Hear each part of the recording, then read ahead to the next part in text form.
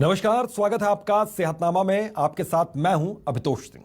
तो हमारे खास कार्यक्रम सेहतनामा में हम आपकी सेहत और उससे जुड़ी तमाम समस्याओं के बारे में बात करते हैं। आज हमारे साथ जुड़ रहे हैं रायपुर से MD medicine doctor Animesh Chaudhary, जो आपकी सेहत से जुड़ी तमाम समस्याओं के बारे में आपको जानकारी देंगे और उन समस्याओं का समाधान क्या है उसके बारे में जानकारी देंगे। नंबर हमारा टीवी स्क्रीन पर लगातार फ्लैश हो रहा है, आप कॉल कर सकते हो और सीधे डॉक्टर से अपने सवाल पूछ सकते हैं। डॉक्टर अनिमेश चौधरी, आपका बहुत बहुत स्वागत है सर हमारे इस खास कार्यक्रम सेहतनामा में।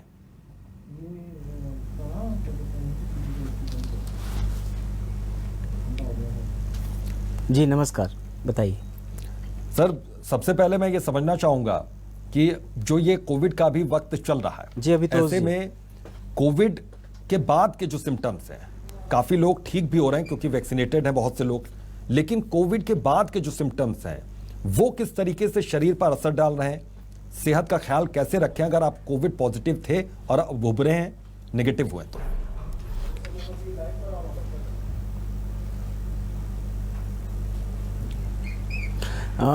ये बहुत अच्छा प्रश्न है अभितोष जी। लगातार लोग जो बातें कर रहे हैं वह कोविड के बारे में बातें कर रहे हैं कि कोविड के दौरान क्या सावधानियां बरतनी है, कोविड से कैसे बचना है। पर अब एक मेजर पॉपुलेशन जो है वह कोविड की चपेट में आके ठीक हो चुकी है और अब हम एक नई टर्म आई है लॉन्ग कोविड या पोस्ट कोविड कॉम्प्लिकेशन, जिसमें यह देखा गया है कि जो लोग कोविड से ठीक हो गए हैं उनको भी बहुत सी दिक्कतें आ रही हैं जिसके बारे में अभी भी रिसर्चर्स या साइंटिस्ट नहीं जानते हैं। उसमें से प्रमुख दिक्कतें हैं जैसे रेस्पिरेटरी, लोगों को सांस लेने में थोड़ी प्रॉब्लम आ रही है, छाती में भारीपन लग रहा है, खांसी आ रही है। फर्स्ट और सेकेंड वेव में सूखी खांसी थी, अभी जो लोगों को बलगम के साथ खांसी आ रही है, गले में खराश, सर दर्द, आंखों में भारीपन, यह दिक्कतें आ रही है। थकावट बहुत कॉमन है पोस्ट कोविड में जो बहुत लंबे समय तक रह रही है। गैस्ट्रोइंटेस्टाइनल सिम्टम्स में आप देखेंगे कि लोगों को पेट में दिक्कतें आ रही हैं, उल्टी या मितली जैसा लग रहा है, कुछ लोगों को लूज मोशन हो रहे हैं। इसके अलावा एक प्रमुख कारण जो सिम्टम उभर के आ रहा है वो हो रहा है न्यूरोलॉजिकल। ना केवल लोगों को डिप्रेशन हो रहा है, आंखों में दिखने में थोड़ी दिक्कतें आ रही हैं, डिप्रेशन भी हो रहा है। इसे रिसर्चर्स ने नाम दिया है ब्रेन फॉग। तो यह सब दिक्कतें जो हैं पोस्ट कोविड बहुत से लोगों को आ रही हैं और इससे साइंटिस्ट लगातार इस पर रिसर्च कर रहे हैं। कुछ चीज़ें आई हैं सामने जिस पे लग रहा है कि धीरे धीरे हम इस पे और आगे जानकारी प्राप्त कर सकेंगे। बिल्कुल, ये धीरे धीरे ये चीजें सामने आएंगी। लेकिन एक चीज मैं और समझना चाह रहा हूं सर कि जो पहली वेव थी, फिर सेकेंड वेव आई और थर्ड वेव आई, तो लक्षणों में कुछ अंतर आपने देखा?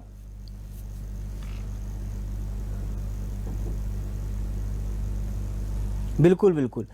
पहली वेव में तो जब हमने लक्षण देखे थे तो उसमें सामान्यतः न्यूमोनिया था। पहली वेव और सेकेंड वेव दोनों में जो कोविड हुआ था उसमें लोअर रेस्पिरेटरी ट्रैक्ट मतलब गले से नीचे का जो श्वसन तंत्र है जहां फेफड़े होते हैं उसमें प्रमुख प्रभाव पड़ा था और लोगों को निमोनिया हुआ था। लोगों के फेफड़े बहुत कॉमनली 50 से 60% प्रभावित हुए थे और जिन लोगों को वेंटिलेटर की जरूरत पड़ी थी उनके फेफड़े 80 से 100% तक प्रभावित हुए थे। और इसलिए देखा गया था कि पहली और दूसरी वेव में लोगों को ऑक्सीजन की रिक्वायरमेंट बहुत ज़्यादा थी। या जो तीसरी वेव आई है इसमें यूजुअली अपर रेस्पिरेटरी सिम्टम्स ज़्यादा हुए, मतलब गले के आसपास या नाक के आसपास के सिम्टम्स, जिसमें आपको गले में खराश, सिंपल सर्दी खांसी, बलगम का बनना, इसकी यह ज़्यादा आया। इसीलिए जब पहली वेव या सेकेंड वेव में हमने देखा था कि कोविड के बाद लोगों को सूखी खांसी बहुत लंबे समय तक थी और थर्ड वेव में हम देख रहे हैं कि कोविड के बाद लोगों को बलगम वाली खांसी बहुत लंबे समय तक आ रही है। तो यह सिम्टम्स थे। पर दोनों वेव के बाद वीकनेस एक ऐसा सिम्टम है जो कॉमन है। Loss of smell, loss of taste पहली और दूसरी वेव में बहुत था, थर्ड वेव में कम है पर है, और जिनको है उनको कई लोगों को महीने भर तक जा रहा है।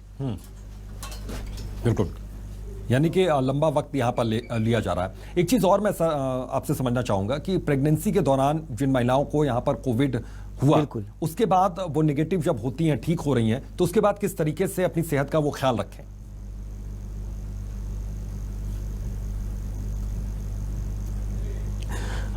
प्रेगनेंसी एक बहुत डेलिकेट टॉपिक होता है। प्रेगनेंसी में अच्छी बात यह है कि कोविड महिलाओं को ज़्यादा लक्षण नहीं आते हैं, पर यदि प्रेगनेंसी में किसी महिला को कोविड हो रहा है तो वह चूंकि दवाइयाँ सभी नहीं खा सकती, जो सामान्य दवाइयाँ हम कोविड के समय लेते हैं प्रेगनेंसी में दवाइयाँ हम बहुत कम ले पाते हैं, प्रेगनेंसी के दौरान भी।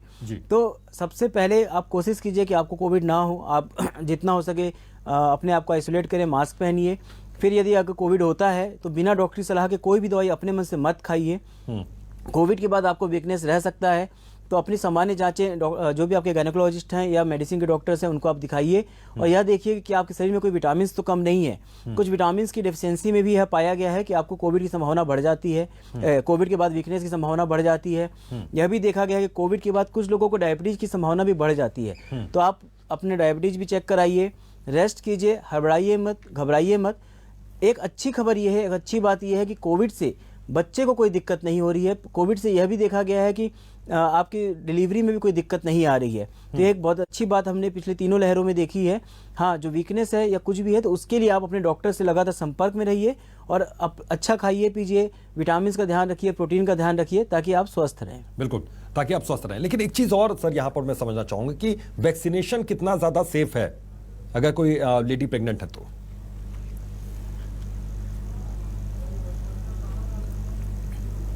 बिल्कुल, ना केवल प्रेगनेंसी में, सभी एज ग्रुप्स में वैक्सीनेशन बहुत सेफ है।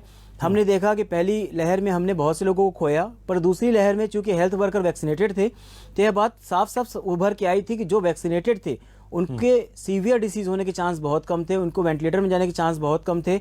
सेकेंड वेव में हमने बहुत कम हेल्थ वर्कर्स को खोया था और जिनको भी सीवियर डिसीज हुई थी या तो उनको कोई सीवियर बीमारी थी या फिर वो वैक्सीनेटेड नहीं थे।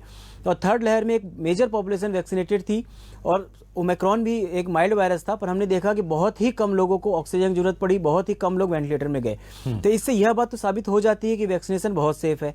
प्रेगनेंसी के केस में यह भी देखा गया कि जितने प्रेग्नेंट लेडीज वैक्सीनेटेड थे उनको भी कोविड या तो सीवियर नहीं हुआ या नहीं हुआ।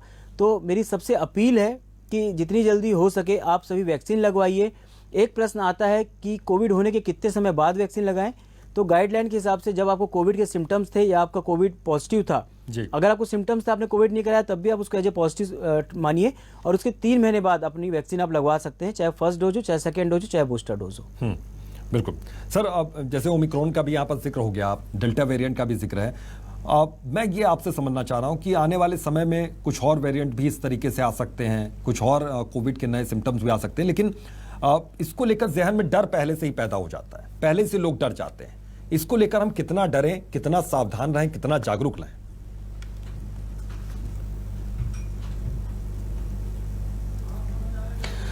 अभितोष जी, बहुत अच्छा प्रश्न है।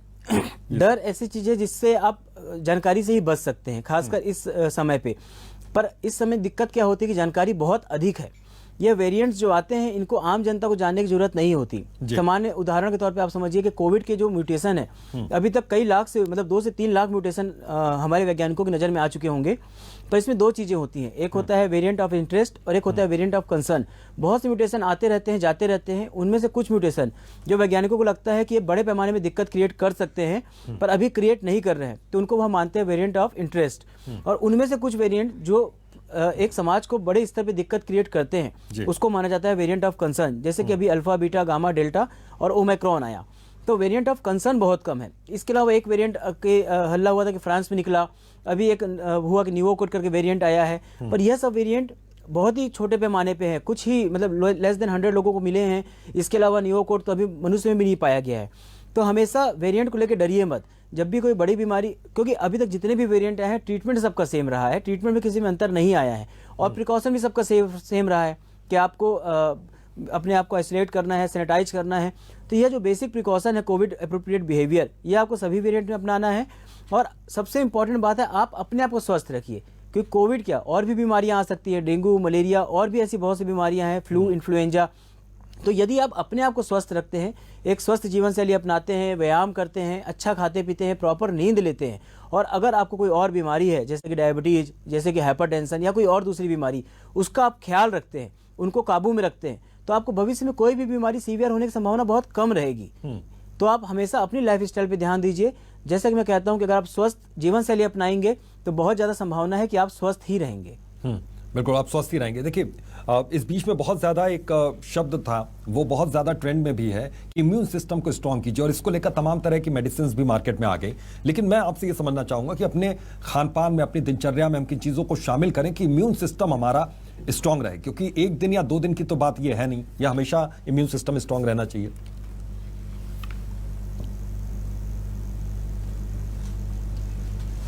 बहुत ही अच्छा प्रश्न है अभितोष जी। इम्यून सिस्टम ऐसा सिस्टम होता है जो व्यक्ति के बचपन से ही, जब से वो पैदा हुआ या एक्चुअली में गर्भ अवस्था से ही जागृत हो जाता है और समय के साथ साथ वह बहुत कुछ सीखता जाता है। तो सबसे पहले इम्यून सिस्टम की जिसको ज़रूरत होती है वह होते हैं बच्चे, और इसीलिए हम जितनी वैक्सीन होती हैं सभी बच्चों को लगवाते हैं। उनका इम्यून सिस्टम बहुत जागरूक होता है सीखने के लिए। अब बहुत नए नए इन्फेक्शन शरीर में आते हैं, वह उसके हिसाब से इम्यूनिटी डेवलप करता है। एडल्ट जब हम हो जाते हैं तो हमारे इम्यून सिस्टम थोड़ा स्लो हो जाता है, पर यह कोई ऐसी चीज़ नहीं है जिसको आप किसी एक व्यक्ति या एक दवाई या किसी एक न्यूट्रिशनल सप्लीमेंट के थ्रू उसको इम्प्रूव कर सके। इम्यून सिस्टम ओवरऑल आपकी बॉडी का एक आईना होता है, आपकी जीवन शैली का आईना होता है, और साथ में आपके आसपास के वातावरण का भी इस पर बहुत प्रभाव पड़ता है। तो इसमें दो चीज़ें हो जाती हैं। पहले चीज़, आप अपने शरीर को स्वस्थ रखिए, ना केवल अच्छा खान पान, इसके अलावा एक व्यायाम और एक उचित नींद, यह बहुत इंपॉर्टेंट होती है आपके इम्यून सिस्टम को, आपके हेल्थ को इंप्रूव करने के लिए। साथ ही मैं सबको से अपील यह करना चाहूँगा कि अपने आसपास प्रदूषण पे भी आप ध्यान दीजिए, जितना आप कर सकते हैं। हो सकता है आप बहुत कुछ ना कर पाएं, पर कम से कम आप कुछ पेड़ लगवा सकते हैं, कुछ पेड़ों को कटने से रोक सकते हैं। अगर ज़रूरत पड़ने पर आप सार्वजनिक यातायात को चूज कर सकते हैं अपनी स्वयं की गाड़ी की बजाय, अगर संभव हो तो। ऐसे छोटे छोटे कदम कुछ तो इफेक्ट डालेंगे और हमारी आने वाली जनरेशन को इसका बहुत फायदा होगा, क्योंकि आपके स्वयं की जीवन शैली और आपके आसपास का वातावरण, यह दोनों बहुत इंपॉर्टेंट होते हैं हमारे इम्यून सिस्टम के लिए। बिल्कुल, और खासतौर पर बच्चों का विशेष तौर पर ख्याल भी रखा जा रहा है। एक अब बच्चों की वैक्सीनेशन की जो प्रक्रिया शुरू हुई, 15 से 18 साल के बच्चों का वैक्सीनेशन यहाँ पर हो रहा है। अधिकतर बच्चे अब वैक्सीनेटेड भी हो गए हैं, लेकिन ये कहा जा सकता है कि बीच में अचानक तेजी से अभियान चला, लेकिन थोड़ी सी स्थिरता आई है क्या? बच्चों के वैक्सीनेशन को लेकर गंभीरता में थोड़ी सी कमी आई यहाँ पर, क्या लगता है आपको?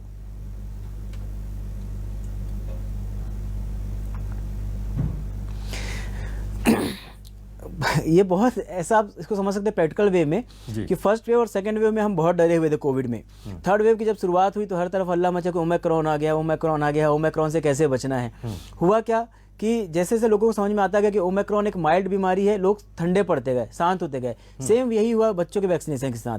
जब शुरुआत में बच्चों का वैक्सीनेशन लॉन्च हुआ और उसी समय ओमिक्रॉन की लहर आई, सब कोई डर गए और बहुत तेजी से फर्स्ट फेज में रिकॉर्ड तौर पे हर जगह, लगभग हर राज्य में रिकॉर्ड तौर पे बच्चों को वैक्सीनेशन लगे।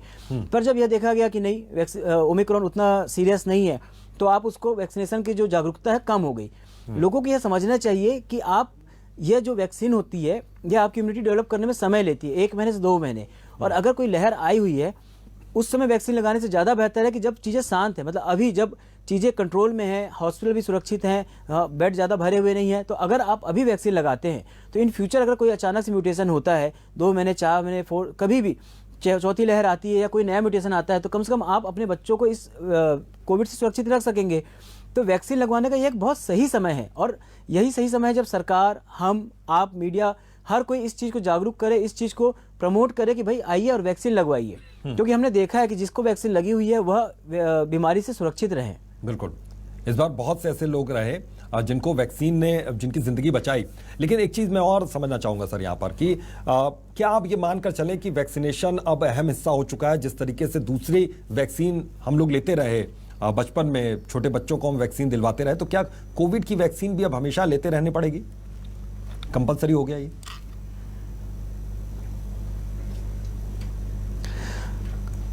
ये समय ही इस चीज का सही जवाब दे पाएगा अभितोष जी, क्योंकि हमें अभी यह नहीं पता है कि वैक्सीन के कारण या इन्फेक्शन के कारण जो इम्यूनिटी उत्पन्न हो रही है हमारी बॉडी में, वह कितने लॉन्ग लास्टिंग है।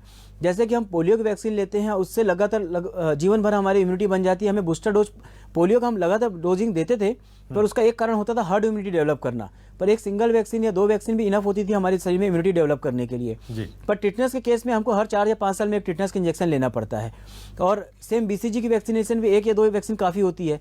तो अभी हम, चूंकि यह वैक्सीन आए हुए 2 ही साल हुए हैं, इसका लॉन्ग टर्म इफेक्ट हमें नहीं पता। जैसे जैसे वैज्ञानिक इस पर खोज करते जाएंगे और हमें समझ में आएगा कि कोविड का इन्फेक्शन या फिर कोविड की वैक्सीन हमारे शरीर में एक लॉन्ग टर्म इम्यूनिटी क्रिएट कर रही है, तो हो सकता है भविष्य में हमें उसकी वैक्सीन ना लेना पड़े। पर इसके अलावा जब तक कुछ हमें जानकारी अधूरी रहेगी, कुछ बूस्टर डोज हमें हो सकता है कुछ साल तक और लेने पड़े। बिल्कुल, ये तो बात हो गई वैक्सीन की, लेकिन सेकेंड वेव जब आई थी, जब डेल्टा वेरिएंट बहुत ज़्यादा एग्रेसिव था, बहुत ज़्यादा लोगों की जाने गई थी, उस वक्त स्टेरॉयड का इस्तेमाल बहुत तेज़ी से किया गया। मैं ये समझना चाह रहा हूँ कि स्टेरॉयड कितना सेफ रहा या फिर कितना सेफ है आज की तारीख में?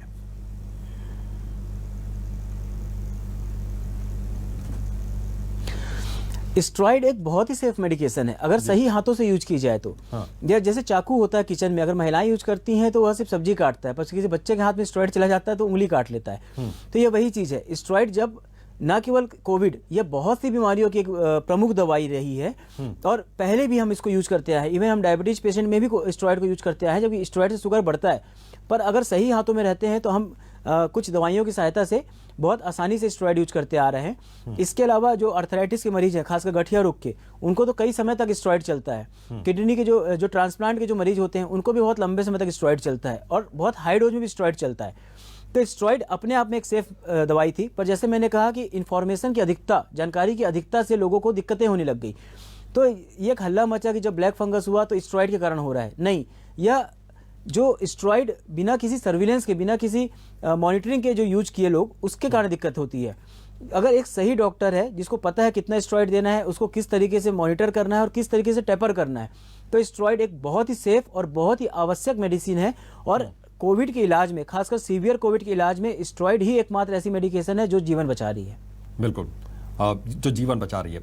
लेकिन एक चीज़ और देखी गई कि बहुत ज़्यादा जो हार्ट के पेशेंट थे उनको भी काफ़ी दिक्कतें हुई, या फिर उन हार्ट पेशेंट नहीं थे, उनको परेशानी जब बढ़ी तो वो हार्ट पेशेंट बन गए।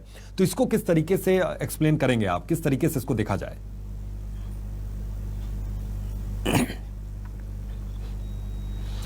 चर्चा की शुरुआत में हम जो चर्चा कर रहे थे लॉन्ग कोविड के बारे में, तो इसमें मैं कुछ चीज़ जोड़ता हूं कि अभी जो जानकारी आई है उसमें पाया गया कि 3 या 4 ऐसे फैक्टर हैं जिनके कारण लोगों को लॉन्ग कोविड होने का या कोविड के कॉम्प्लिकेशन होने का खतरा ज़्यादा होता है। इसमें से एक है कि एप्स्टीन बार वायरस या हर्पीज वायरस रिएक्टिवेट हो जाता है। दूसरा है कि जिन लोगों को डायबिटीज या हार्ट की दिक्कतें हैं या जिन लोगों के विटामिन कम है, उनको भी लॉन्ग कोविड होने के चांस रहते हैं। इसके अलावा कुछ ऑटोइम्यून एंटीबॉडीज और कुछ जेनेटिक फैक्टर्स भी पाए गए हैं। पर जो आपका प्रश्न था, तो इसका आंसर यही है कि कुछ लोग पहले से ही उनकी जेनेटिक कारणों से या फिर लाइफस्टाइल कारणों से हार्ट के डिसीज या डायबिटीज होने के लिए प्रोन होते हैं। उनको आज नहीं तो 5 साल या 7 साल बाद ये बीमारियां होती, पर कोविड से ये बीमारियां अपने समय से पहले हो जा रही हैं। तो कोविड कहीं ना कहीं यह भी बता रहा है कि आपका शरीर कहीं ना कहीं से वीक था। हो सकता है कि आप ऊपरी तौर से बहुत स्वस्थ दिखते हो, पर अंदर से आपका लिपिड बढ़ा हो, अंदर से आपका कोलेस्ट्रॉल बढ़ा हो, अंदर से आपके विटामिन कम हो। तो इसके अलावा डिप्रेशन एक बहुत कॉमन फैक्टर बन के आया कोविड में। कोविड अपने आप में लोगों को डिप्रेशन और ब्रेन फॉग करा रहा है। साथ में जो आइसोलेशन हुआ, लोगों को जो नुकसान हुआ, स्कूल लगातार बंद रहे, काम धंधे ठप रहे, और आइसोलेशन, जब आपको कोविड होता था तो अचानक से आपके घर में ही आपको एक कमरे में बंद कर दिया जाता था। तो कई लोग अकेले रहने के आदी नहीं थे, और उस समय आपको काफ़ी एक स्टिग्मा जो थी, एक छुआछूत जैसी स्टिग्मा जो कोविड के साथ हुई, इसने भी लोगों को एक डिप्रेसिव मोड में डाला। और इन सब कारणों से कहीं ना कहीं लोगों को हार्ट की दिक्कतें बढ़ी। लगातार घर में रहने के कारण खान पान अनियमित हुआ, व्यायाम छूटता गया, लोग फास्ट फूड खाए, और बहुत सारी ऐसी दिक्कतें आई जिनसे उनकी जीवन शैली भी अनियमित होती गई, और कहीं ना कहीं बीपी के और हार्ट के मरीज बढ़ते गए। बिल्कुल सर, अब किस तरीके से खान पान में किन चीज़ों को हम शामिल कर लें कि अभी भी हमारे पास मौका है कि हम ठीक हो सकते हैं अगर हमें हार्ट की प्रॉब्लम है? क्योंकि खान पान और दिनचर्या बहुत ज़्यादा निर्भर करता है इस चीज़ पर कि आप किस तरीके से खुद को भविष्य में देखना चाहते हैं। तो ये तैयारी अगर आज से हम शुरू करना चाहें तो अपनी दिनचर्या में किन चीज़ों को शामिल करें, अपनी थाली में हम किन चीज़ों को शामिल करें?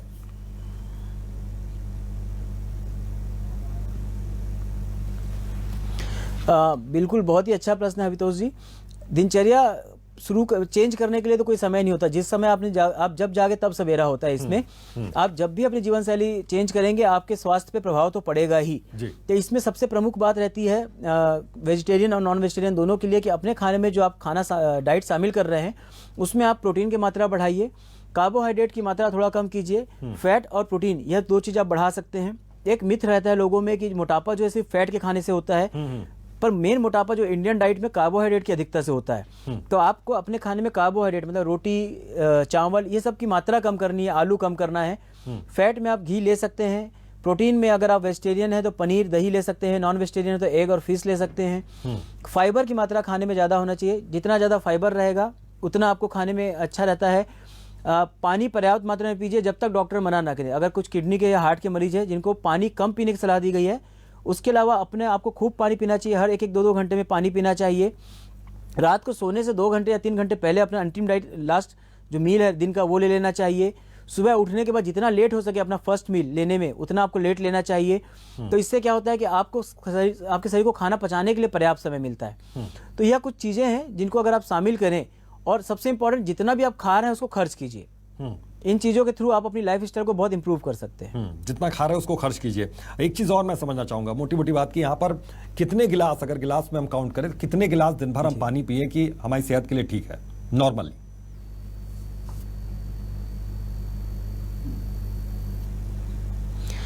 10 से 15 गिलास तो हम बोलते हैं कि आपको पानी पीना चाहिए। लीटर में हम बोलते हैं कम से कम 4 से 5 लीटर पानी आपको पीते रहना चाहिए। या यह भी डिपेंड करता है कि आपका किस तरह का काम है। यदि आप एक कमरे के अंदर लगातार बैठे हुए हैं तो आपके पानी की जरूरत थोड़ी कम हो जाती है, और यदि आप फील्ड में काम कर रहे हैं तो पानी की जरूरत काफ़ी बढ़ जाती है। फिर भी आपकी पेशाब का कलर दिन में यूजुअली सफ़ेद होना चाहिए। सुबह की यूरिन जो होती है कई बार हल्की येलो है तो चलेगा क्योंकि थोड़ी कंसनट्रेटेड यूरिन होती है, पर दिन में आप यूरिन जो जा रहे हैं उसका कलर सफ़ेद होना चाहिए, ये रिकमेंडेशन हम बोलते हैं। और इसके लिए, और अगर दिन में आप 3 से 4 बार यूरिन जा रहे हैं तो ये अच्छी बात मानी जाती है कि आप प्रॉपर हाइड्रेटेड हैं, आप प्रॉपर पानी पी रहे हैं। बिल्कुल। और एक चीज़ और सर कि एक्सरसाइज की बात हो रही थी, तो अगर मॉर्निंग वॉक है, अगर जॉगिंग कर रहे हैं तो उसका ड्यूरेशन लगभग कितना रखना चाहिए? और सुबह या शाम समय, क्योंकि सुबह का बहुत अच्छा माना जाता है, लेकिन अगर हम शाम को भी वॉक कर लेते हैं तो क्या वो ठीक माना जाएगा?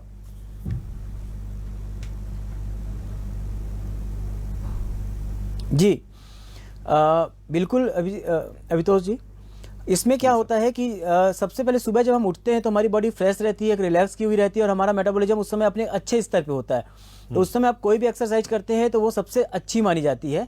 पर यदि किसी कारणवश आप सुबह की एक्सरसाइज नहीं कर पा रहे हैं तो दिन में जब भी आपको समय मिले आपको एक्सरसाइज करना चाहिए। खासकर वॉक, ऐसा माना जाता है कम से कम 10,000 कदम रोज चलना चाहिए। और इसके बाद यदि आप एक समय नहीं निकाल पा रहे कि आप एक बार में ही इतना चल पाए, तो आप दिन में 4 या 5 बार के टुकड़ों में चलिए। आप 10-10 मिनट चलिए, 20-20 मिनट चलिए, जितनी समय हो सके आप चलिए, और अपने दिन भर में एटलीस्ट 10,000 कदम वॉक कीजिए। सुबह और शाम, और दोपहर या सुबह और शाम, आप 2 हिस्सों में भी अपनी एक्सरसाइज को बांट सकते हैं। जहाँ तक संभव हो सके बेसिक योगा या बेसिक स्ट्रेचिंग एक्सरसाइज कर सकते हैं। सूर्य नमस्कार एक बहुत अच्छा योगा होता है जिसमें आपके शरीर की सभी अंगों को कहीं ना कहीं स्ट्रेचिंग हो जाती है। तो अनुलोम विलोम प्राणायाम है। अनुलोम विलोम को बस आप योगा मत मानिए, उसको आप प्राणायाम के तौर पे मानिए। योगा, मिनिमम योगा मेरा कहना होता है कि सूर्य नमस्कार है, जिससे आपके एक्सरसाइज हो जाती है। इसके अलावा आप और भी बहुत सारे ऐसे आसन कर सकते हैं, ऐसे बहुत सारी स्ट्रेचिंग एक्सरसाइज कर सकते हैं कि आप बिना जिम जाए भी अपने आप को फ्लैक्स और स्वस्थ रख सकते हैं, फिट रख सकते हैं। सर जाते जाते मैं एक चीज़ और आपसे जानना चाहूँगा कि कोविड की चूंकि हम बात कर रहे थे, शुरुआत वहाँ से की थी, तो कोविड मैनेजमेंट की स्ट्रेटजी में आप किसी तरह की तब्दीली, किसी तरह का बदलाव चाहते हैं? कोई मैसेज?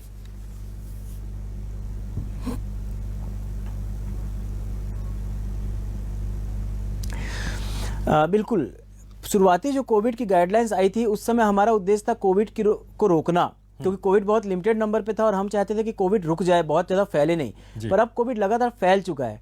तो मेरा मानना है कि शायद सभी एजेंसीज को इन गाइडलाइंस को रिवाइज करना चाहिए और यह देखना चाहिए कि अब इससे आम लोगों को दिक्कतें ना हो, आम मरीजों को दिक्कतें ना हो।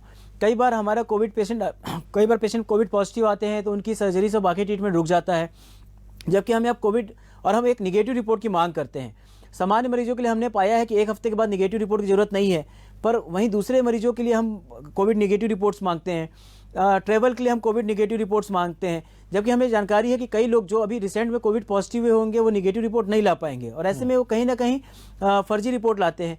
तो बहुत सारी गाइडलाइंस को चेंज करने की जरूरत है, आइसोलेशन के नियम चेंज करने की जरूरत है। आइसोलेशन को आप रेस्ट में चेंज कर दीजिए, लोगों को रेस्ट चाहिए कोविड के बाद। पर आइसोलेशन में क्या होता है कि उनको एक कमरे में जो बंद कर दिया जाता है, दिस इज नॉट गुड।